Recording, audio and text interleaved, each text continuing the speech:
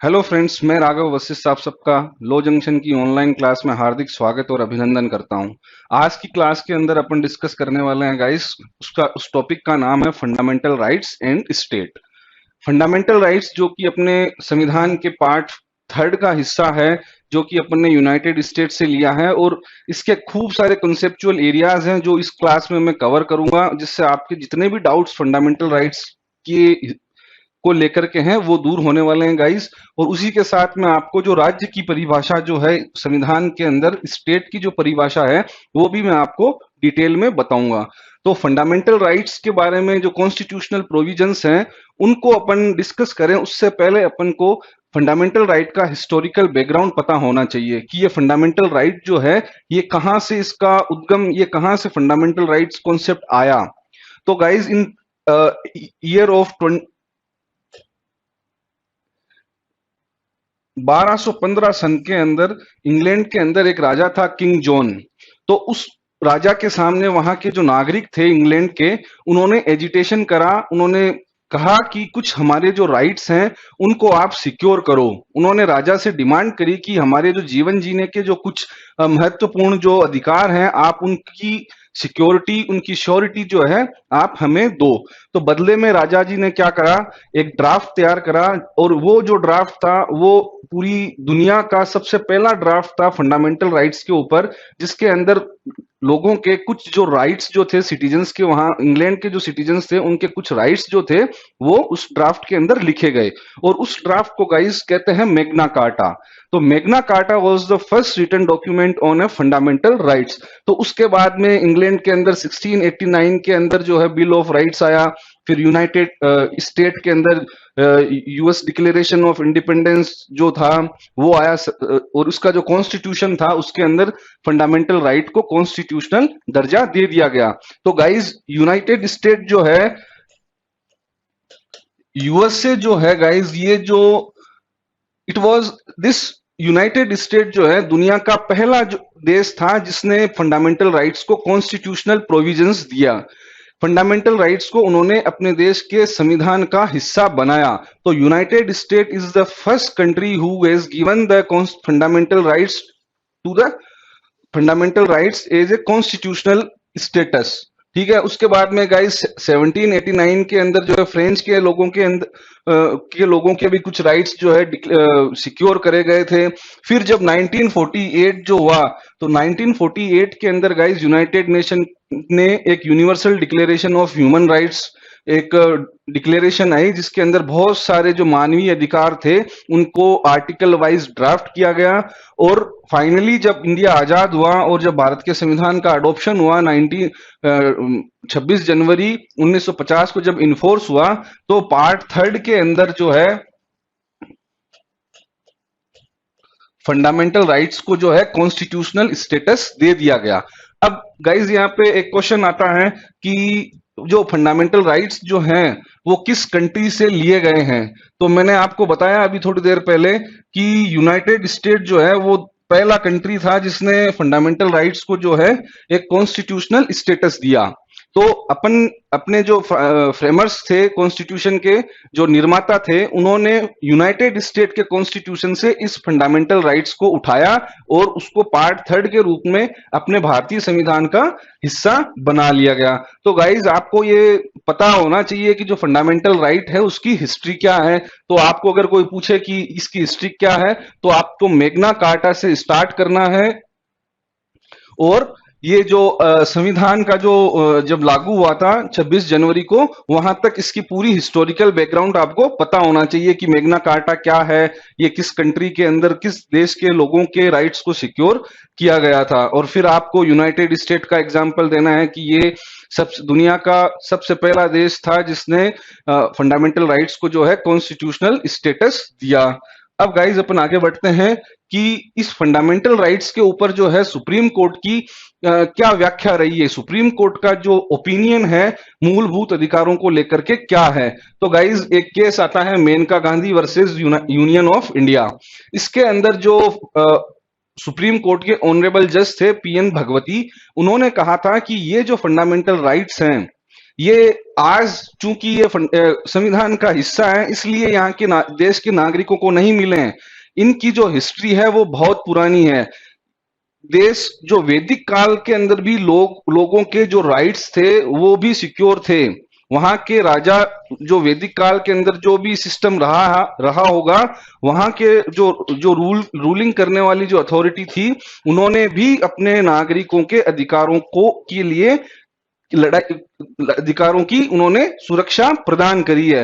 तो इस केस के अंदर कहा गया था कि वैदिक काल के लोगों के पास भी फंडामेंटल राइट्स थे और ये बस इनका जो पार्ट थर्ड जो है कॉन्स्टिट्यूशन का, ये उन राइट्स की कंफर्मेशन करता है कॉन्स्टिट्यूशनली।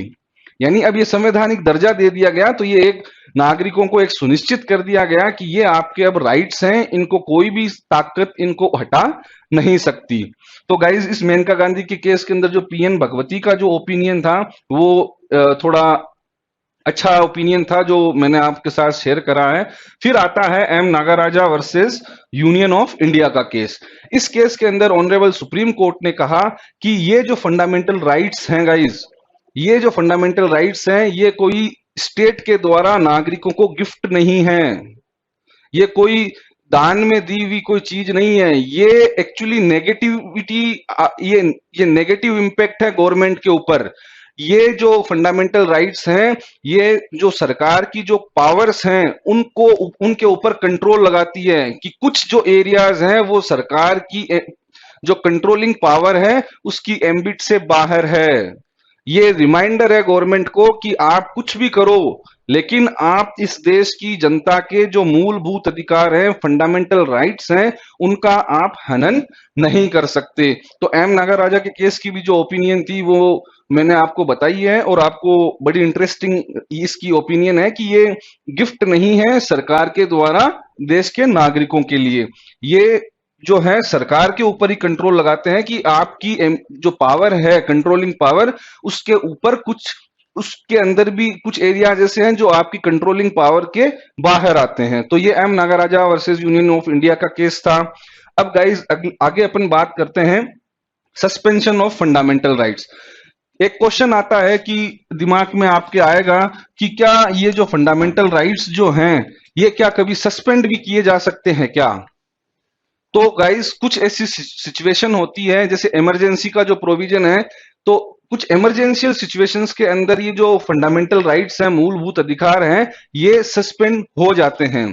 तो इमरजेंसी के जो प्रोविजंस हैं गाइस वो 352 से लगा करके 360 जो आर्टिकल संविधान के हैं उस वो जो आर्टिकल्स हैं वो इमरजेंसी को डील करते हैं। तो इमरजेंसी कब लगाती है गवर्नमेंट? जब या तो वॉर हो या एक्सटर्नल एग्रेशन हो या कुछ ऐसी सिचुएशन हो जिसके अंदर देश की जो सुरक्षा है वो खतरे में रहे। तो ऐसी इमरजेंशियल सिचुएशंस जब होती है तब जो सरकार है वो इमरजेंसी लगाती है। आपको पता है कि 3 तरह की इमरजेंसी होती है, नेशनल इमरजेंसी होती है, इंटरनल ये स्टेट इमरजेंसी होती है और एक होती है फाइनेंशियल इमरजेंसी। वो अपन डिटेल में जब इमरजेंसी का चैप्टर अपन कवर करेंगे तब मैं आपको बताऊंगा। लेकिन कहने का मतलब है जब इमरजेंसी जो देश के अंदर लागू होती है तब इन फंडामेंटल राइट्स का जो ऑपरेशन है वो सस्पेंड हो जाता है। अब आर्टिकल जो 358 है गाइस कॉन्स्टिट्यूशन का, वो पावर देता है कि जब वो बताता है कि जब इमरजेंसी की प्रोक्लेमेशन हो जाए यानी इमरजेंसी की उद्घोषणा हो जाए तब आर्टिकल 19 जो है वो ऑटोमेटिकली सस्पेंड हो जाएगा। तो आर्टिकल 19 आपको 6 प्रकार की स्वतंत्रताएं देता है जिसमें फ्रीडम ऑफ एक्सप्रेशन, और जब मतलब स्वतंत्रता का जो अधिकार है आर्टिकल 19 का वो सस्पेंड हो जाएगा। वो राइट्स जो हैं आपके कुछ समय के लिए आप उनको यूटिलाइज नहीं कर सकते। अब सवाल उठता है कि क्या सिर्फ आर्टिकल 19 ही सस्पेंड होगा तो बाकी राइट्स का क्या होगा? तो गाइज वहां पे आपको एक आर्टिकल है आर्टिकल आता है 359। 359 कहता है कि अगर कोई दूसरे फंडामेंटल राइट्स को अगर सस्पेंड करना है, आर्टिकल 19 तो जो है ऑटोमेटिकली सस्पेंड हो जाएगा, जैसे ही इमरजेंसी लागू होती है तुरंत जो है आपका आर्टिकल 19 जो सस्पेंड हो जाएगा। अब अगर बाकी जो फंडामेंटल राइट्स हैं अगर वो आपको सरकार को सस्पेंड करने हैं तो प्रेसिडेंट का ऑर्डर आएगा, राष्ट्रपति का ऑर्डर आएगा। राष्ट्रपति महोदय एक ऑर्डर निकालेंगे कि किन किन फंडामेंटल राइट्स को जो है वो सस्पेंड करने वाले हैं। लेकिन यहां पे एक एक्सेप्शन है गाइस, अच्छा, इसका गाइस एक एक्सेप्शन है कि आपको कभी भी, ये काफी एग्जाम्स के अंदर पूछा गया क्वेश्चन है कि कौन सा फंडामेंटल राइट्स जो है वो किसी भी सर्क्यूमस्टांसिस के अंदर वो सस्पेंड नहीं हो सकता। राष्ट्रपति महोदय 359 का जो है 359 की जो पावर है उसके अंदर बाकी जो फंडामेंटल राइट्स हैं उनको सस्पेंड कर सकते हैं, लेकिन जो आर्टिकल 20 और 21 जो आर्टिकल है भारतीय संविधान के वो जो है कभी भी सस्पेंड नहीं होंगे। तो ये कई कई बार जो है एग्जाम के अंदर पूछे गया क्वेश्चन है कि कौन कौन से जो फंडामेंटल राइट्स हैं वो इमरजेंसी के टाइम के अंदर वो सस्पेंड नहीं होते। तब आपको गाइज वहां पे आंसर करना है 20 और 21, ये ऑप्शन के अंदर होंगे, इधर 20 होगा या दूसरा जो ऑप्शन होगा वो 21 होगा। तो कहने का मतलब है कि जो इमरजेंसी जब लागू होती है तब आर्टिकल 19 ऑटोमेटिकली सस्पेंड होगा और बाकी जो फंडामेंटल राइट हैं अगर उनको सस्पेंड करना है तो 359 की जो पावर राष्ट्रपति महोदय को दी हुई है संविधान में वो उस पावर को यूज करते हुए बाकी जो फंडामेंटल राइट्स हैं उनको भी सस्पेंड कर सकते हैं, एक्सेप्ट आर्टिकल 20 और 21 की जो फंडामेंटल राइट्स हैं उनको सस्पेंड किसी भी कंडीशन के अंदर नहीं किया जा सकता। तो गाइज ये चीज क्लियर होगी आपके। अब अपन आगे बढ़ते हैं। आगे का जो ये है कि कौन कौन से फंडामेंटल राइट्स जो हैं भारतीय संविधान के अंदर भारत देश के नागरिकों को प्राप्त हैं। तो गाइज ये जो पार्ट थर्ड है इसके अंदर 6 टाइप्स ऑफ फंडामेंटल राइट्स जो हैं वो इस देश की जनता के नागरिकों के लिए हैं। वो है एक तो इक्वेलिटी का राइट है, तो इक्वेलिटी जो है आर्टिकल 14 से 18 तक है। फिर आता है फ्रीडम्स का है, स्वतंत्रता का अधिकार है, वो 19 से 22 आता है। फिर तीसरी जो राइट्स फंडामेंटल राइट है वो है राइट अगेंस्ट द एक्सप्लॉइटेशन। चौथा है धर्म की स्वतंत्रता और पांचवा जो राइट है वो cultural and the educational right है जो 29 से 30 के साथ डील करता है। और जो लास्ट जो राइट है वो है राइट टू कॉन्स्टिट्यूशनल रेमेडीज। ये जो प्रोसीजर बताता है, ये 6 तो आपके सब्सटैंशियल राइट हैं और ये जो 32 का जो राइट है वो आपको प्रोसीजर है कि जब कभी भी ये ऊपर के जो 5 फंडामेंटल राइट्स आपके वायोलेट होंगे तो आप आर्टिकल 32 की पावर को यूज करते हुए आप सुप्रीम कोर्ट में रिट लगा सकते हो। तो ये जो कॉन्स्टिट्यूशनल रेमेडीज का जो प्रोविजन है ये डॉक्टर BR अम्बेडकर जो अपने संविधान निर्माता थे, ड्राफ्टिंग कमेटी के चेयरपर्सन थे, उन्होंने इस जो आर्टिकल 32 है इसको भारतीय संविधान का हार्ट एंड द सोल कहा था। मतलब इसको दिल और आत्मा का जो संज्ञा थी उन्होंने आर्टिकल 32 को दी। तो ये भी कई बार क्वेश्चन पूछा गया है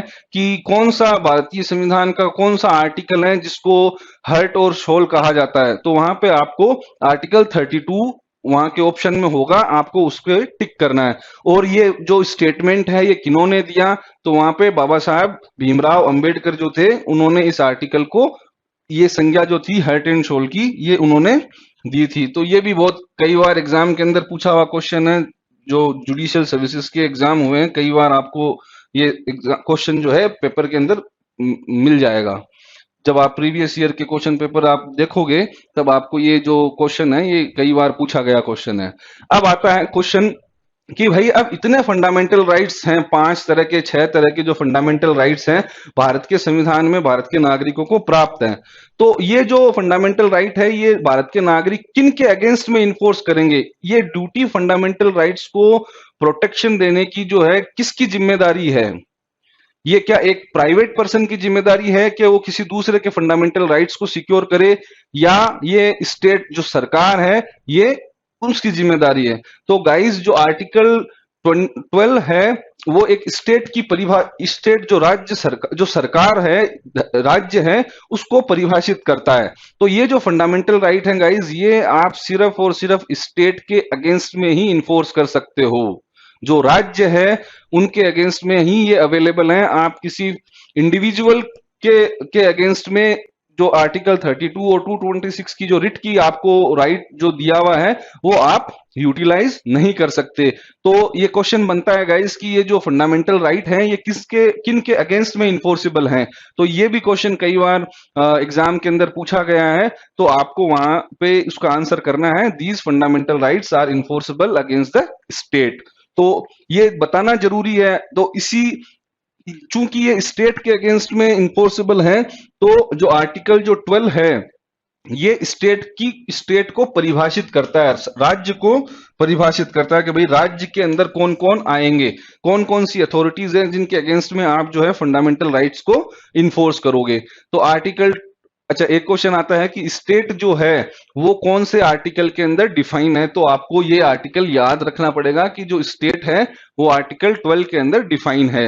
और ये जो स्टेट की जो परिभाषा है ये रिलेवेंस सिर्फ पार्ट 3 और पार्ट 4 के लिए ही है। जो फोर्थ पार्ट जो कॉन्स्टिट्यूशन का है वो directive principles of state policy है, यानी कि नीति निर्देशक जो तत्व हैं उसके उस पार्ट के लिए यूजफुल है। और एक ये जो पार्ट 3 है फंडामेंटल राइट का, उसके लिए ये स्टेट की जो परिभाषा है वो यूजफुल है। बाकी कहीं पर भी ये जो परिभाषा है संविधान के किसी भी प्रोविजन के ऊपर लागू नहीं होती है, एक्सेप्ट पार्ट 3 और पार्ट 4।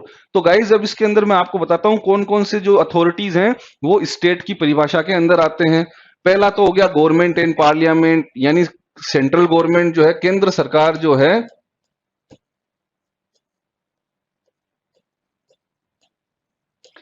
केंद्र सरकार यूनियन जो है सेंट्रल गवर्नमेंट है वो इसकी परिभाषा के अंदर आते हैं। और फिर आता है जो राज्य सरकार होती है, स्टेट गवर्नमेंट है, वो भी स्टेट की परिभाषा के अंदर आती है। इन दोनों के अंदर आपको कोई भी दिक्कत नहीं है कि भाई हाँ ये अथॉरिटी तो स्टेट है, ये तो एक कॉमन सेंस की बात है।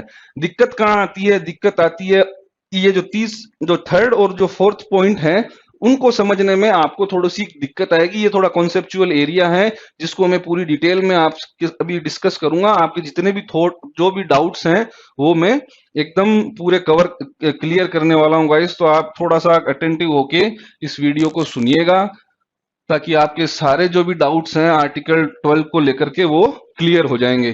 तो ये जो थर्ड जो हेड है इसका वो कहता है ऑल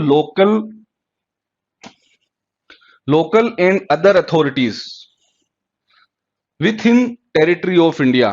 तो ये अब लोकल क्या है, ये अदर अथॉरिटीज क्या है, इनको अब कॉन्स्टिट्यूशन के किसी आर्टिकल में इसको डिफाइन नहीं किया गया है। ये इनको परिभाषित जो है सुप्रीम कोर्ट के जो डिफरेंट जो जजमेंट आए हैं उनके अंदर ये पूरा परिभाषित है, जिनको मैं एकदम पूरा डिटेल में आपको बताऊंगा कौन कौन से landmark judgement honourable supreme court ने दिए हैं, जिससे कि आपको ये जो डाउट है आपका क्लियर हो जाएगा। और जो फोर्थ हेड है वो है all local and other authorities under the control of government outside India, यानी जो इंडिया के बाहर जो ऐसी कोई सी भी लोकल और अदर अथॉरिटी है जिसके ऊपर सेंट्रल गवर्नमेंट का पावर कंट्रोलिंग पावर है वो भी स्टेट की परिभाषा के अंदर आएंगे। तो गाइस पहले तो आपको मैं बताता हूं कि अथॉरिटी का मतलब क्या होता है। तो अथॉरिटी जो पहले मैं आप लोकल अथॉरिटी को डिफाइन करने से पहले मैं आपको अथॉरिटी का वर्ड बताता हूं, मीनिंग बताता हूं। तो अथॉरिटी का मतलब होता है एनी बॉडी और tribunal which has power to give command और डायरेक्शन। ऐसा कोई सा भी ट्राइब्यूनल है या कोई ऐसी बॉडी है जिनके पास ये पावर है कि वो किसी दूसरे को जो है निर्देश दे सकते हैं या उनको कमांड दे सकते हैं, डायरेक्शन दे सकते हैं। तो ऐसे जो जितनी भी बॉडीज हैं वो सारी की सारी अथॉरिटी है। तो जैसे कि गाइज आपको पता होगा कि घर के अंदर अपने घर में जो है अथॉरिटी कौन रखता है? अपने पिताजी जो हैं घर की अथॉरिटी हैं, वो अपन को डायरेक्ट कर सकते हैं कि बेटा आप ये काम करो, ये मत करो, ये मत करो। अपन पिताजी को थोड़ी कह सकते हैं कि भाई पापा आप ऐसे करो वो करो। तो घर के अंदर जो कमांड देने की जो पावर है वो अपने पिताजी के पास है। तो घर की अथॉरिटी कौन होए? वो होए अपने पिताजी, अपने जो पेरेंट्स हैं वो अथॉरिटी रखते हैं। तो उसी प्रकार जो है, मैं आपको एक नॉर्मल एग्जांपल दे रहा हूं कि अथॉरिटी जो है ऐसी कोई सी भी बॉडी और ट्राइब्यूनल जिसको पावर है कि वो किसी को डायरेक्शन दे सके या किसी को कमांड दे सके, तो ऐसे जितनी भी बॉडी और ट्राइब्यूनल है वो अथॉरिटेटिव ट्राइब्यूनल कहलाते हैं। तो अब मैं इसके साथ में एक वर्ड जोड़ता हूं, लोकल। इतनी देर मैंने आपको बताया अथॉरिटी को लेकर के, अब इसके साथ में लोकल और वर्ड जोड़ दिया तो ये वर्ड बन गया लोकल अथॉरिटीज। तो गाइज ये लोकल अथॉरिटी जो है ये किसी भी जो संविधान के अंदर है इसको परिभाषित नहीं किया गया है। ये परिभाषित है जनरल क्लोजेज एक्ट जो है,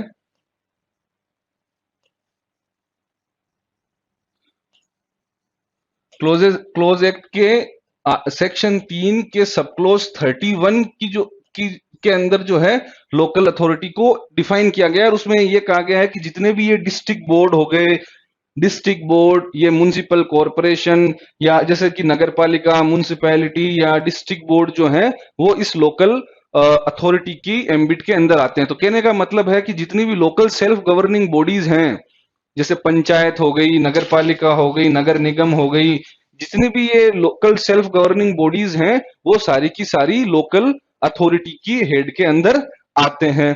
तो अब इस लोकल अथॉरिटी का आपका डाउट अभी भी क्लियर नहीं हुआ है, क्योंकि इसके अंदर कई सारे कॉन्सेप्ट हैं जिसको मैं अब बताऊंगा, जिसके अंदर सुप्रीम कोर्ट के लैंडमार्क जजमेंट हैं। ये लोकल अथॉरिटी का कॉन्सेप्ट जो है आपका अब दूर हो जाएगा, आप थोड़ा सा इस वीडियो को अच्छे से देखें। तो ये लोकल अथॉरिटी का जो पहला जो क्वेश्चन आया था वो आया था university of Madras versus Shantabai. ये जो केस था इसके अंदर सुप्रीम कोर्ट ने कहा कि ये जो यूनिवर्सिटी ऑफ मद्रास है ये स्टेट नहीं है। उन्होंने जो कॉन्सेप्ट यूज किया इसकी इंटरप्रिटेशन के लिए, उन्होंने कहा एडजस्टम जेनरस एक वर्ड होता है जिसका मीनिंग होता है कि सेम नेचर। यानी फॉर एग्जाम्पल मैंने आपको कहा कि कार, बस, टेम्पो, टैक्सी, और आगे मैंने एक खाली कुछ फिल इन द ब्लैंक कर दिया, तब आप उस सीरीज के अंदर क्या लिखोगे? आप वही चीज लिखोगे जो कि ट्रेवल के अंदर काम में आती है, चाहे वो कुछ भी हो, रेल हो सकती है, टेम्पो हो सकता है। अच्छा, आपने ये जो पांचवा जो वर्ड अपने मन से जो लिखा है उसको किन चीजों को देख करके लिखा है? वो जो पहले जो मैंने आपको चार ऑप्शन जो मैंने लिखे थे, कार, बस, टैक्सी, तो आप वहां पे मोटरसाइकिल अगर लिखते हो तो क्यों लिखा आपने मोटरसाइकिल? क्योंकि जो पहले जो तीन वर्ड हैं वो किस काम के अंदर आते हैं? वो एक ट्रेवल के अंदर, मतलब घूमने फिरने के साधन जो है, व्हीकल्स आते हैं। तो आप जब चौथा ऑप्शन जो आपको मैंने कहा कि अब आपको लिखना है इसमें, तो आप जो चौथा ऑप्शन जो होगा वो भी एक व्हीकल होगा। उसी प्रकार सुप्रीम कोर्ट ने ये जो कहा कि ये जो तीन वर्ड जो हैं, ये जो लोकल अथॉरिटी है, ये ऊपर की जो ये परिभाषाएं हैं, जैसे गवर्नमेंट है, स्टेट गवर्नमेंट है, उनको ही ध्यान में रखते हुए इसको परिभाषित किया जा सकता है। चूंकि जो स्टेट गवर्नमेंट है, सेंट्रल गवर्नमेंट है, वो गवर्निंग बॉडीज हैं। तो सुप्रीम कोर्ट ने कहा कि ये जो यूनिवर्सिटी ऑफ मद्रास जो है ये गवर्निंग बॉडी नहीं है, इसलिए यूनिवर्सिटी ऑफ मद्रास जो है स्टेट की परिभाषा के अंदर नहीं आते। तो इस केस के अंदर जो है सुप्रीम कोर्ट ने बहुत ही रिस्ट्रिक्टिव एक इंटरप्रिटेशन दी थी आर्टिकल 12 की, जिसको सुप्रीम कोर्ट ने उज्जम भाई versus state of Uttar Pradesh के केस के अंदर ओवर रूल कर दिया और कहा कि जो एडजस्टम जेनरस जो कॉन्सेप्ट है वो आर्टिकल 12 के अंदर नहीं लगता। और उन्होंने यह भी कहा कि जो ऊपर के जो हेड्स हैं उनके अंदर भी किसी भी प्रकार का कनेक्शन नहीं है। और इस केस के अंदर सुप्रीम कोर्ट का जो शांताबाई का जो जजमेंट था उसको ओवर रूल किया गया। अब इसके बाद में गाइज एक तो एडजस्टम जेनरस का जो कॉन्सेप्ट है वो आर्टिकल 12 के अंदर एप्लीकेबल नहीं होता। और ये किस केस के अंदर कहा गया था? ये कहा गया था उज्जम भाई वर्सेस स्टेट ऑफ यूपी के केस में।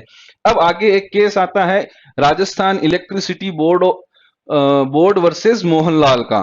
तो इस केस के अंदर सुप्रीम कोर्ट ने कहा कि ऐसी जितनी भी अथॉरिटीज हैं जिनको पावर कॉन्स्टिट्यूशन से मिली है या किसी स्टैट्यूट से मिली है, या तो किसी एक्ट के द्वारा उनको पावर कन्फर हुई है, या संविधान के द्वारा उनको पावर दी हुई है। तो ऐसी सारी अथॉरिटीज जो हैं वो भी स्टेट की परिभाषा के अंदर आएंगे। और ये जजमेंट देने के बाद में इस केस के अंदर ये कहा गया था। इस जजमेंट के बाद में एक दूसरा केस आता है सुखदेव सिंह वर्सेस भगत राम का।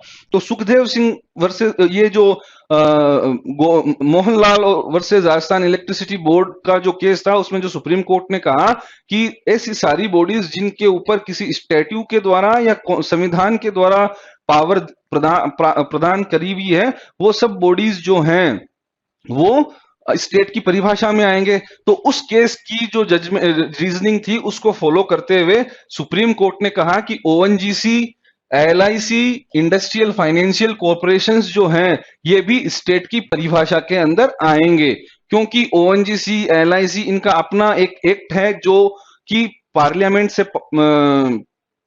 पारित किया हुआ है। उनको जो पावर है वो एक एक्ट के माध्यम से उनको दी हुई है, प्राप्त है एलआईसी को, ओएनजीसी को, इंडस्ट्रियल फाइनेंशियल कॉर्पोरेशन को। तो therefore these bodies are also part of state. तो अगर ये ओएनजीसी हो गए, ये एलआईसी हो गए, इनके किसी एक्शन के द्वारा अगर किसी नागरिक के फंडामेंटल राइट्स का वायोलेशन होता है तो वो आर्टिकल 32 के माध्यम से रिट पिटीशन फाइल कर सकता है। अब एक जो इंपॉर्टेंट जो केस था, एक RD Shetty versus international airport authority का केस। इसके अंदर गाइस क्या होता है कि एयरपोर्ट अथॉरिटी टेंडर बुलाती है, लोगों से एप्लीकेशंस टेंडर्स के लिए लेती है। तो एक जो आरडी शेट्टी साहब जो थे, इन्होंने भी टेंडर के लिए अप्लाई किया और इनका जो टेंडर था वो रिजेक्ट हो गया।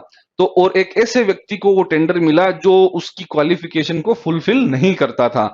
तो इन्होंने क्या करा साहब, इन्होंने आर्टिकल 32 के माध्यम से इन्होंने एक रिट पिटीशन फाइल करी। तो अब यहाँ पे सुप्रीम कोर्ट के पास में एक क्वेश्चन मार्क लगता है, क्वेश्चन आया कि क्या इंटरनेशनल एयरपोर्ट अथॉरिटी जो है ये राज्य की परिभाषा के अंदर आती है कि नहीं आती। अगर ये नहीं आती तो फिर ये रिट पिटीशन को वो इंटरटेन कैसे करेंगे।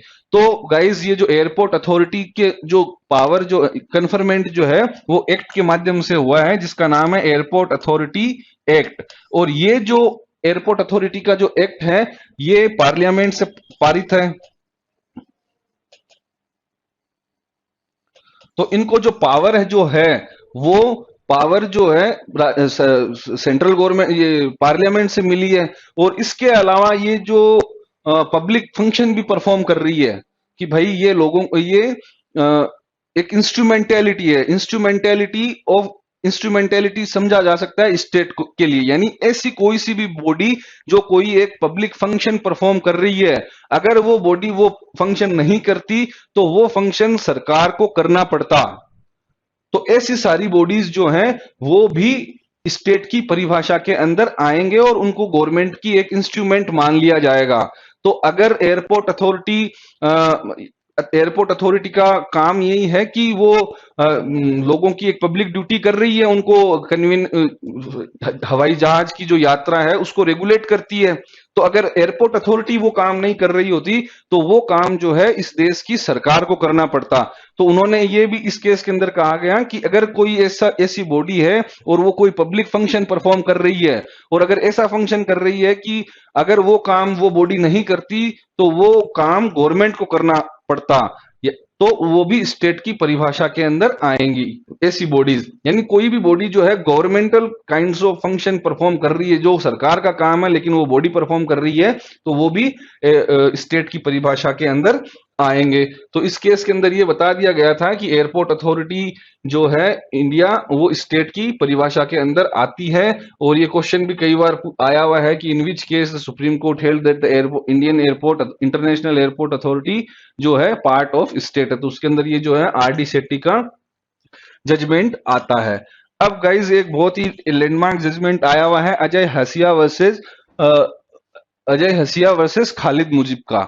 इस केस के अंदर सुप्रीम कोर्ट ने कहा कि कोई भी सोसाइटी, अगर वो सोसाइटी रजिस्ट्रेशन एक्ट के अंतर्गत रजिस्टर्ड है तो वो स्टेट की परिभाषा के अंदर आती है। बस उसके अंदर कुछ चीजें आपको देखनी है। इन्होंने ये डिटर्मिनेशन टेस्ट जो था उन्होंने सुप्रीम कोर्ट ने इस केस के माध्यम से दिया कि आपको अगर देखना है कि कोई सोसाइटी है जो सोसाइटी रजिस्ट्रेशन एक्ट के अंदर रजिस्टर्ड है वो स्टेट है कि नहीं है, तो इन्होंने क्या करा इस केस के अंदर सुप्रीम कोर्ट ने कुछ पॉइंट्स बताए कि अगर वो सारी चीजें एग्जिस्ट करती है जिसके अंदर की उस सोसाइटी उस बॉडी के फाइनेंशियल रिसोर्स क्या है, गवर्नमेंट का उस सोसाइटी उस बॉडी के ऊपर कंट्रोल कितना है, क्या कोई गवर्नमेंट का कोई डिपार्टमेंट है वो उस सोसाइटी को ट्रांसफर किया गया है, और जो कंट्रोलिंग जो पावर है वो क्या स्टेट के पास ही है। तो ये कुछ चीजें आपको सुप्रीम कोर्ट ने बताई डिटरमाइन करने के लिए, जो कि जैसे कि अगर मान लो किसी भी बॉडी है, ओएनजीसी है, आज एफडीआई आ रहा है, फॉरेन डायरेक्ट इन्वेस्टमेंट, तो पहले हो सकता है कि जो जो कोई भी बॉडी है उसका जो फाइनेंशियल एंटायर शेयर कैपिटल जो है सरकार के द्वारा ही, सरकार के पास ही है, मतलब जो वो सरकार के पैसों से ही कोई एक इंस्टीट्यूशन खड़ा है तो वो स्टेट के अंदर आएंगे। फिर फाइनेंशियल असिस्टेंट, जैसे मतलब ग्रांट अगर कोई गवर्नमेंट की लेता है, कोई भी इंस्टीट्यूशन अगर गवर्नमेंट की ग्रांट ले रहा है तो वो भी स्टेट की परिभाषा के अंदर आएंगे। फिर आता है मोनोपोली, तो अगर कोई एक ऐसा एरिया है जिसके अंदर सरकार का एकाधिकार है, जैसे कि डिफेंस हो गया, रेलवे हो गया, तो ये सब भी क्या है, स्टेट की परिभाषा के अंदर आएंगे। फिर ये आएगा कि जो deep control of the state, अगर किसी बॉडी के ऊपर सरकार का बहुत ज्यादा कंट्रोल है, वो सरकार को पूछे बगैर कुछ कार्य नहीं कर सकती, तो ऐसी बॉडी भी जो है स्टेट की परिभाषा के अंदर आएंगे। तो गाइज ये आपको सारा जो जो नोट्स जो भी हैं, ये जो अभी तो क्लास है, आपको पीडीएफ फॉर्म में सारा जो इसका मटेरियल है, स्टडी मटेरियल, वो प्रोवाइड करवा दिया जाएगा। अब गाइस कुछ केसेस ऐसे भी आए हैं कि जहां पे सुप्रीम कोर्ट ने ये भी कहा कि ये बॉडीज जो हैं ये स्टेट की परिभाषा के अंदर नहीं आते। तो ये जो केसेस जो हैं जितने भी, जिनके अंदर सुप्रीम कोर्ट ने कहा कि ये बॉडीज जो हैं स्टेट का पार्ट नहीं है, वो बहुत इंपॉर्टेंट है। ये क्वेश्चंस कई बार पुटअप होते हैं आपके एग्जाम के अंदर कि बताओ कि इनमें कौन सी बॉडी जो है स्टेट की परिभाषा के अंदर नहीं आती, जिसके अंदर ये जो केस है चंद्रमोहन वर्सेस एनसीईआरटी, ये अभी मैं बताऊंगा आपको, ये कई बार आपको एग्जाम के अंदर जुडिशियल सर्विसेज के एग्जाम के अंदर ये पूछा गया क्वेश्चन है। तो ये ठेकराज वसंती वर्सेस यूनियन ऑफ इंडिया के केस के अंदर सुप्रीम कोर्ट ने कहा कि institute of constitutional and parliamentary studies जो है ये स्टेट की परिभाषा के अंदर नहीं आते। भले ही ये सोसाइटी रजिस्ट्रेशन एक्ट के अंदर ये इंस्टीट्यूशन जो है ये रजिस्टर्ड है, even then it is not a part of state. उन्होंने कहा क्यों, क्योंकि इसका ये कोई भी पब्लिक फंक्शन परफॉर्म नहीं कर रही है, इसको कोई भी ये सोवरेन फंक्शन कोई परफॉर्म नहीं कर रही है, ये सिर्फ एक रिसर्च करती है, जो कि एक रिसर्च सेंटर रिसर्च करती है ये, और स्टडी करती है जो कि ये कॉन्स्टिट्यूशनल प्रोविजंस हैं उनके लिए, और ना इसको कोई गवर्नमेंट का डिपार्टमेंट जो ट्रांसफर हुआ है, जो कि मैंने भी बताया आपको पहले केस में खालिद मुजीब वाला, अजय हसिया वर्सेस खालिद मुजीब के केस में जो 6 तरह के जो हेड्स दिए थे कि ये डिटरमाइन करने के लिए कि वेदर ये आपको अगर ये देखना है कि कोई बॉडी स्टेट का पार्ट है कि नहीं है, तो ये जो इंस्टीट्यूट जो था वो उस डिटर्मिनेशन टेस्ट के अंदर जो हाँ उसके अंदर फेल हुआ, तो मतलब वो सारे टेस्ट को ये फुलफिल नहीं कर रहा था। तो इन्होंने सुप्रीम कोर्ट ने कहा कि ये जो institute of constitutional and parliamentary studies जो है ये स्टेट की परिभाषा के अंदर नहीं आते। फिर आता है चंद्रमोहन वर्सेस एनसीईआरटी का जजमेंट। तो ये चंद्रमोहन के केस के अंदर सुप्रीम कोर्ट ने ये कहा कि ये जो एनसीईआरटी है ये कोई गवर्नमेंट नेचर का फंक्शन नहीं करती है, इसका काम है कि सरकार को असिस्ट करें, एड और एडवाइस दें, किन मैटर्स में, एजुकेशन के मैटर में। तो ये कोई पब्लिक फंक्शन नहीं कर रही, ये एड और एडवाइस करने का काम करती है सरकार को शिक्षा के क्षेत्र में, इसलिए ये जो एनसीईआरटी है ये भी स्टेट की परिभाषा के अंदर नहीं आते। और ये गाइस ये जो क्वेश्चन है ये कई बार पूछा हुआ है जुडिशियल सर्विसेज के एग्जाम्स के अंदर कि एनसीईआरटी की एक ऑप्शन दे देंगे कि which is not the part of state under article 12, और वहां पे ऑप्शन 1 2 2 3 4, तो अगर तीसरा ऑप्शन आपको चंद्रमोहन वर्सेस ये जो एनसीईआरटी का केस मिले तो आपको ये इसी के ऊपर क्लिक करना है, टिक करना है। फिर आया है ये GB Reddy versus international coop research institute. इसके अंदर भी सुप्रीम कोर्ट ने ये कहा कि एक ये रिसर्च सेंटर है, ये एक इंटरनेशनल इंस्टीट्यूट है जिसका मेन पर्पज ये है कि जितने भी ये डेवलपिंग कंट्री है या अंडर डेवलप कंट्रीज हैं उनके जो भुखमरी है उनको कैसे दूर किया जाए, उसके बेसिस कैसे दूर किया जाए, उन टॉपिक्स पे, उन एरियाज पे ये इंस्टीट्यूट रिसर्च करता है। ये कोई भी ये गवर्नमेंट फंडेड इंस्टीट्यूट नहीं है, इंटरनेशनल इंस्टीट्यूट है, कोई भी गवर्नमेंट का डिपार्टमेंट इसको ट्रांसफर नहीं किया गया है। देयरफॉर दिस इंस्टीट्यूट जो है ये भी स्टेट की परिभाषा के अंदर नहीं आता। इसके बाद में गाइज एक केस आता है, ये थोड़ी सी पिक्चर जो है आपको पूरी क्लियर नहीं दिख रही है। एक आता है case Satimbla Sharma versus Saint Paul senior secondary school का। उसके अंदर सुप्रीम कोर्ट ने कहा कि जितनी भी ये माइनॉरिटीज इंस्टीट्यूट है, अनएडेड माइनॉरिटीज इंस्टीट्यूट, तो पहली बात तो माइनॉरिटीज इंस्टीट्यूट को जो है फंडामेंटल राइट्स मिला हुआ है 29 और 30 के अंदर, वो अपने इंस्टीट्यूट है वो बना सकती है, निर्माण कर सकती है, वो उनका अपना फंडामेंटल राइट्स है। अब एक तो माइनॉरिटी इंस्टीट्यूट हो गया कि जिसको वो किसी भी सरकार से किसी भी प्रकार का फंड नहीं लेती, वो अपना जो भी है, जो एजुकेशन इंस्टीट्यूट है, वो खुद के पैसों से, खुद के कम्युनिटी के लोगों के पैसों को इकट्ठा करके ही वो इंस्टीट्यूट बना रहे हैं, वो सरकार से किसी भी प्रकार की फंडिंग नहीं ले रहे। तो वो हो गए अनएडेड माइनॉरिटीज इंस्टीट्यूट। तो इस केस के अंदर Satimbla Sharma versus Saint Paul senior secondary school का जो केस था, उसके अंदर सुप्रीम कोर्ट ने कहा कि अनएडेड माइनॉरिटी इंस्टीट्यूट्स जो हैं वो स्टेट की परिभाषा के अंदर नहीं आते। तो ये भी गाइज, ये आपको थोड़ा केस ध्यान रखना, ये बहुत ही इंपॉर्टेंट जजमेंट है। अब एक केस आता है जनित जयपॉल वर्सेस एसआरएम यूनिवर्सिटी का केस।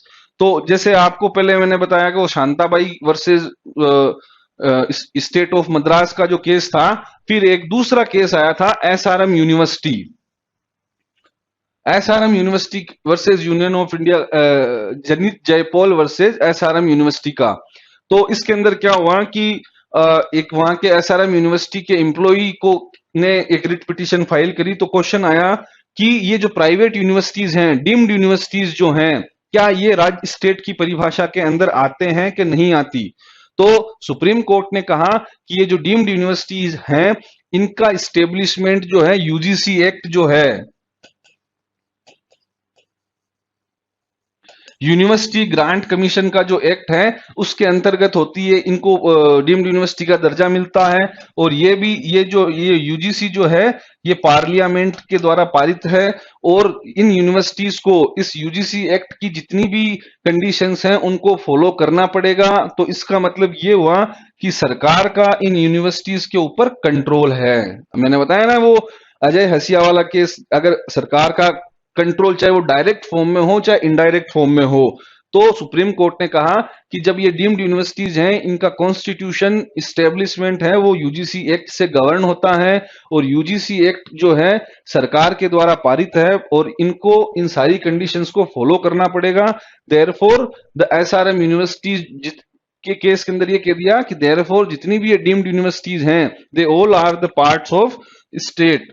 वो आर्टिकल 12 की एम्बिट के अंदर ये यूजीसी, ये डीम्ड यूनिवर्सिटीज हैं, ये सारी आती है। तो गाइज यहाँ पे एग्जाम में आपके क्वेश्चन एक आ सकता है कि ये इन विच केस जो है सुप्रीम कोर्ट ने ये कहा कि deemed universities are the part of state. तो वहां पे आपको ये केस जो है Janet Jeyapaul versus SRM university का जो केस है वो आपको ऑप्शन में मिलेगा। तो आपको राइट आंसर वहां करना है, या फिर 3 नंबर का 2 नंबर का मेंस में क्वेश्चन आ जाएगा कि whether the deemed universities are part of state और not under article 12 explain with the case law. तो वहां पे आपको ये एसआरएम यूनिवर्सिटी का जो जजमेंट है गाइज वो साइट करना है।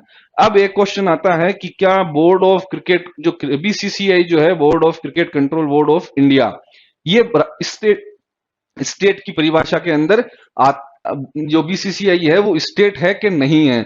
तो गाइज एक केस आया था Zee telefilm versus union of India. इस केस के अंदर सुप्रीम कोर्ट ने कहा कि ये जो बीसीसीआई जो है ये स्टेट की परिभाषा के अंदर नहीं आते, ये एक इंडिपेंडेंट बॉडी है। इसको फाइनेंशियल जो इसके रिसोर्स हैं वो भी, जो फाइनेंशियल सोर्स जो है वो भी सरकार के द्वारा नहीं है, भले ही ये एक, और ये ना कोई पब्लिक ड्यूटी परफॉर्म कर रही है, ये एक स्पोर्ट्स को खेल को इंटरनेशनल लेवल पे जो है मैनेज कर रही है, और ये एक अपने आप में एक इंडिपेंडेंट बॉडी है, और ये स्टेट की परिभाषा के अंदर नहीं आती। तो आपको पता ही है अभी करंटली जो चेयरमैन जो है बीसीसीआई के जो प्रेसिडेंट हैं वो सौरभ गांगुली हैं, दादा हैं। तो आपको थोड़ा याद रहे इस चीज को, इसलिए मैंने ये फोटो पुटअप करी है, और ये बीसीसीआई का जो लोगो है वो मैंने लगाया है ताकि आपको ये छप जाए आपके दिमाग में कि बीसीसीआई जो है वो स्टेट की परिभाषा के अंदर नहीं आते। तो ये भी क्वेश्चन आता है कि किस केस के अंदर सुप्रीम कोर्ट ने कहा कि BCCI is not a part of state. तो आपको लिखना है Zee telefilm versus union of India. फिर आता है कि जब भाई आपने इतने सारे हेड्स बना दिए कि ये भी है, सोसाइटी अगर कोई रजिस्ट्रेशन एक्ट के अंदर है वो भी स्टेट की परिभाषा के अंदर आते हैं, या जैसे ये लोकल बॉडीज के अंदर आपने एक्सप्लेन करते गए कि ऐसी सारी बॉडीज जिनको पावर कॉन्स्टिट्यूशन से दे रखी है या किसी स्टेट्यू से दे रखी है वो सब आते हैं। तो फिर क्वेश्चन आता है कि क्या जो जुडिशरी है, जो जुडिशरी है कि whether judiciary is part of state और नॉट, ये क्वेश्चन मार्क लगता है। तब यहां पे सुप्रीम कोर्ट का एक जजमेंट आता है A R Antulay versus R S Nayak का। इसके अंदर सुप्रीम कोर्ट ने कहा कि जो न्यायपालिका है, सुप्रीम कोर्ट और हाई कोर्ट जो है, इनको पावर प्राप्त है कि ये रिट का की फंडामेंटल राइट्स जो हैं इनके इनको बचाने के लिए ये डायरेक्शन इन्फोर्समेंट कर सकते, डायरेक्शन दे सकते हैं और रिट इशू कर सकते हैं। तो इस केस के अंदर सुप्रीम कोर्ट ने कहा कि ये जो पावर है, ऐसे कोई से भी जो डायरेक्शन सुप्रीम कोर्ट के या हाई कोर्ट के हैं या न्यायपालिका के, ऐसे कोई भी ऑर्डर नहीं हो सकता जो कि फंडामेंटल राइट्स को वायोलेट करता हो। तो they are bound, judiciary also bound to follow the norms of the fundamental rights. वो किसी भी सूरत में ऐसे कोई से भी ऑर्डर जजमेंट नहीं देगी, डायरेक्शन नहीं देगी जो कि फंडामेंटल राइट्स को वायोलेट करते हैं। तो इसलिए आप कह सकते हो कि जो जुडिशरी है वो भी इस स्टेट के अंदर, स्टेट की परिभाषा के अंदर आती है, और ये जो है जुडिशरी ये कोई ऐसे जजमेंट नहीं देगी जो कि फंडामेंटल राइट्स को वायोलेट करते हैं। तो गाइज आज की ये तो था आपका ये जो था अभी आपको मैंने आर्टिकल 12 और ये उसको एक्सप्लेन करा था। अब अपन चलते हैं थोड़े क्वेश्चन आंसर फॉर्म के अंदर कि भाई इनके अंदर जितने भी ऑब्जेक्टिव टाइप के क्वेश्चन बने वो मैं आपको अब बताता हूं कि कौन कौन से जो क्वेश्चंस इसके अंदर इंपॉर्टेंट हैं। पहला क्वेश्चन जो बनता है कि fundamental rights are enforceable against whom, कि ये जो फंडामेंटल राइट है ये किन के अगेंस्ट में इन्फोर्सेबल हैं। तो गाइज यहाँ पे आपको ऑप्शन में मिलेगा स्टेट के अगेंस्ट में है, या प्राइवेट कंपनीज के अगेंस्ट में है, या किसी इंडिविजुअल पर्सन के अगेंस्ट में आप इन्फोर्स कर सकते हो, या फिर किसी के अगेंस्ट में नहीं। तो मैंने आपको बताया था कि आर्टिकल 12 जो है वो स्टेट को परिभाषित करता है, और जो सरकार, राज्य सरकार जो सरकार है उसी के अगेंस्ट में जो है ये फंडामेंटल राइट्स आप इन्फोर्स कर सकते हो। तो इसका ऑप्शन हो जाएगा ए कि जो फंडामेंटल राइट्स हैं वो स्टेट के अगेंस्ट में इन्फोर्सेबल हैं। तो अगला क्वेश्चन गाइज अपन लेते हैं कि part 3 of Indian constitution deals with, तो जो तीसरा पार्ट जो संविधान का है वो मूलभूत अधिकारों से डील करता है। तो आपको अगर ऑप्शन में फंडामेंटल राइट, डीपीएसपी, ये फंडामेंटल ड्यूटीज लिखने वाला था मैंने, ये फंडामेंटल राइट्स गलती से लिख दिया गया है। फिर एक आता है सिटीजनशिप। तो फंडामेंटल राइट जो है वो पार्ट 3 का हिस्सा भारतीय संविधान का है। तो आपको ऑप्शन जो है पार्ट 3 जो है उसका ऑप्शन आपको फंडामेंटल राइट लिखना है। फिर आता है क्वेश्चन कि ये जो फंडामेंटल राइट जो हैं ये किस देश के संविधान से लिए गए हैं। तो आपको पता ही है कि जब भारत संविधान का निर्माण हो रहा था तो भारत के संविधान के बहुत सारे पार्ट जो हैं वो अलग अलग कंट्रीज से लिए हुए हैं। जैसे कि डीपीएसपी जो directive principles of state policy है वो आयरलैंड से लिया गया है, पार्लियामेंट्री फॉर्म ऑफ गवर्नमेंट है वो इंग्लैंड से लिया गया है। तो उसी प्रकार जब फंडामेंटल राइट जो था वो अपन ने लिया था यूनाइटेड स्टेट से। तो आपको आंसर करना है guys United state of America. आपको ऑप्शन में इंग्लैंड मिलेंगे तो इंग्लैंड से अपन ने दूसरी चीजें ली है जैसे कि parliamentary form of procedure, Ireland से अपन ने डीपीएसपी लिया है। तो ये यूनाइटेड स्टेट इसका जो है राइट आंसर होगा। अगला जो क्वेश्चन आता है कि which fundamental right considered as a heart and the soul of Indian constitution, किस अनुच्छेद को जो है भारत की आत्मा माना गया है, भारत का दिल और आत्मा माना गया है। तो ये जो स्टेटमेंट था ये कहा गया था डॉक्टर भीमराव अंबेडकर महोदय ने, जिन्होंने भारत संविधान का निर्माण किया। उन्होंने कहा कि जो आर्टिकल 32 है इसकी एग्जिस्टेंस के बिना इन फंडामेंटल राइट्स की कोई वैल्यू नहीं है। अगर आपके पास इन्फोर्समेंट अथॉरिटी नहीं है तो इन राइट्स का लिखा होने से कोई मतलब नहीं है। तो इसीलिए उन्होंने कहा कि जो आर्टिकल 32 है वो भारत के संविधान का हार्ट और आत्मा है, सोल है।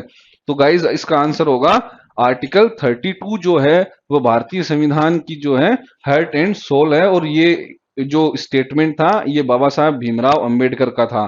तो यहाँ पे ये क्वेश्चन घुमा फिरा के भी आ सकता है और ये काफी बार जो है जुडिशरी सर्विसेज के एग्जाम्स के अंदर पूछा गया क्वेश्चन है।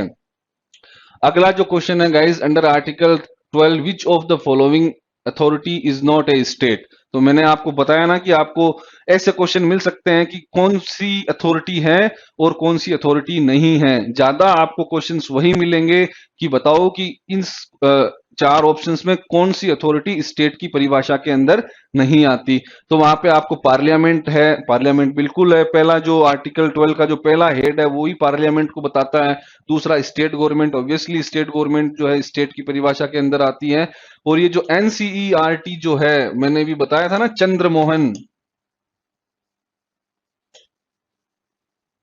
चंद्रमोहन वर्सेस एनसीईआरटी का जो केस है गाइस, उसके अंदर सुप्रीम कोर्ट ने कहा था कि NCERT is not a part of state. तो मैंने अभी आपको उस टाइम एक्सप्लेन करा था। और ये जो क्वेश्चन है ये एग्जाम के अंदर काफी बार पूछा गया क्वेश्चन है। और ये जितने भी क्वेश्चन है ये आर्टिकल 12 के प्रीवियस ईयर जुडिशियल सर्विसेज में पूछे गए क्वेश्चन है। और ये कई बार घुमा फिरा के इसी प्रकार के क्वेश्चंस आर्टिकल 12 से बनते हैं जो मैं अभी आपको बता रहा हूं।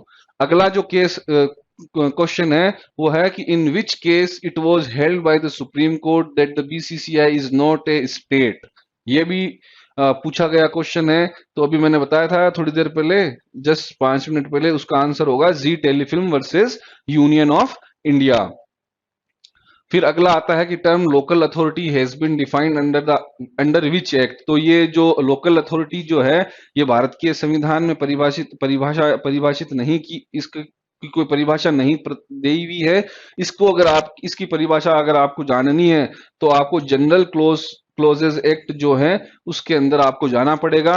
उसके सेक्शन 3 की सब क्लोज 31, सेक्शन 3 जो है उसका जो सब क्लोज है 31, उसके अंदर जो है लोकल अथॉरिटी को डिफाइन किया गया है। ये भी इंपॉर्टेंट क्वेश्चन है। फिर जो एक क्वेश्चन है कि term state is applicable on which part of the constitution. तो मैंने अभी आपको जब क्लास स्टार्ट हुई थी बिगिनिंग में मैंने बताया था कि ये जो स्टेट की जो परिभाषा है ये रिलेवेंसी रखती है सिर्फ पार्ट 3 और part 4 of the Indian constitution. Part 3 जो है वो मूलभूत अधिकारों के लिए है और पार्ट 4 जो है वो directive principles of state policy के लिए है। तो आपको आंसर क्या करना है, ये दोनों जो डी ऑप्शन है जिसके अंदर both A and B option में आपको मिलेगा यस, ये डीपीएसपी के ऊपर भी लगता है और ये जो है फंडामेंटल राइट्स के ऊपर भी लगता है।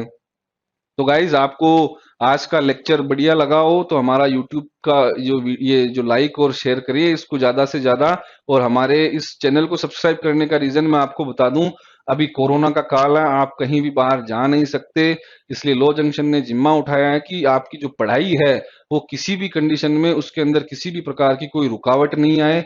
आप हमारे इस पेज को, जो फेसबुक का जो पेज है उसको भी लाइक करें ताकि आपको हर लीगल न्यूज जो है अखबारों के अंदर आती है वो भी आपको मिलेगी। और जो भी कभी हम नया वीडियो इस चैनल के ऊपर अपलोड करेंगे वो तुरंत आपके पास आपको अवेलेबल हो जाएगा। बेल आइकन भी जो है आप उसको उसको भी एक्टिवेट रखिएगा ताकि आपको हर टॉपिक के ऊपर हम नया जो भी वीडियो बनाएंगे वो आप तक तुरंत पहुंच जाए। तो गाइज आपकी पढ़ाई की जो रुकावट है, क्योंकि अभी पूरा देश बंद है, अब धीरे धीरे खुल रहा है, इवन देन अभी बाहर जाके पढ़ना फिजिबल वो थोड़ा रिस्की है।